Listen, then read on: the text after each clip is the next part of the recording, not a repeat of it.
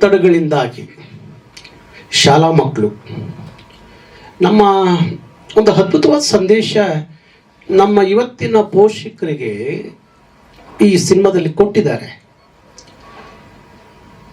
35 ಅಂಕ ತಗೊಂಡು ಪಾಸಾಗಿ ಭಾರಿ ಉನ್ನತವಾದಂಥ ಸ್ಥಾನಮಾನದಲ್ಲಿರುವವ್ರನ್ನ ನಾವು ನೋಡಿದ್ದೀವಿ.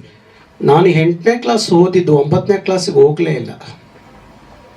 ಸಮಾಜದಲ್ಲಿ ಇವತ್ತೊಂದು ಒಳ್ಳೆಯ ಹೆಸರನ್ನ ಇಟ್ಕೊಂಡಿಲ್ವಾ? ಕೇವಲ 1-2 ಮಾರ್ಕ್ಸ್ ಬರಲಿಲ್ಲ ಅನ್ನೋ ಕಾರಣಕ್ಕೋಸ್ಕರ ಮಕ್ಕಳ ಮೇಲೆ ತಂದೆ ತಾಯಿ ಅವ್ರಿಗೆ ಹಿಂಸೆ ಕೊಟ್ಟು ಆ ಮಕ್ಕಳು ಸಾಯೋ ರೀತಿಯಲ್ಲಿ ಎಷ್ಟೋ ಜನರ ಕಣ್ಣು ಮುಂದೆ ನಾವು ನೋಡಿದ್ದೀವಿ. ಈ ಸಿನಿಮಾ ನೋಡುವಾಗ ನನಗೆ ಅನಿಸಿದ್ದೇನು ಅಂದರೆ, ಅವೆಲ್ಲ ನಮ್ಮ ಕಣ್ಣು ಮುಂದೆ ಬಂದಂಥ ಕಥೆಗಳಾಗಿ ಕಾಣ್ತಾ ಇತ್ತು.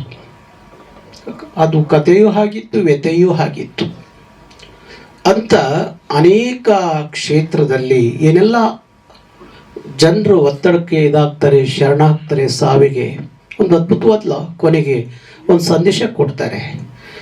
ಸಾಯಬೇಕಾದ್ರೆ ಬಹುಶಃ ಅಷ್ಟೊಂದು ಸುಲಭವಾಗಿ ಸಾಯಕ್ಕಾಗಲ್ಲ, ಬರೀ ಧೈರ್ಯ ಮಾಡೇ ಸಾಯಬೇಕಾದ್ರೆ ಸಾಯಕ್ಕೆ ಅಷ್ಟೊಂದು ಧೈರ್ಯ ಮಾಡೋದಾದರೆ ಆ ಧೈರ್ಯವನ್ನು ಬದುಕಲಿಕ್ಕೆ ಯಾಕೆ ಮಾಡಬಾರ್ದು ಅನ್ನೋ ಒಂದು ಅದ್ಭುತವಾದಂಥ ಸಂದೇಶವನ್ನು ಸಿನಿಮಾದಲ್ಲಿ ಕೊಡ್ತಾರೆ.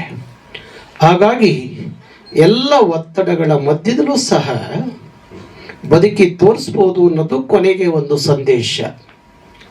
ಹಾಗಾಗಿ ಇದು ಇವತ್ತೆಲ್ಲ ಜನರಿಗೆ ತಲುಪುವಂಥದ್ದು ಆಗಬೇಕು. ನಮ್ಮ ಜನ ಸಿನಿಮಾ ನೋಡಬೇಕು. ನನಗನ್ಸುತ್ತೆ ನೋಡ್ತಾರೆ ಅಂತ ಹೇಳಿ ನಾನು ಅಂದ್ಕೊಂಡಿದ್ದೀನಿ. ಅವ್ರು ಯಾರೂ ನೋಡಲಿಲ್ಲ ಅಂದ್ರೂ 31 ಜಿಲ್ಲೆ 224 ವಿಧಾನಸಭಾ ಕ್ಷೇತ್ರದಲ್ಲಿ ಕರ್ನಾಟಕ ರಕ್ಷಣಾ ವೇದಿಕೆ ಕಾರ್ಯಕರ್ತರು ನಿಮ್ಮ ಸಿನಿಮಾ ನೋಡ್ತಾರೆ.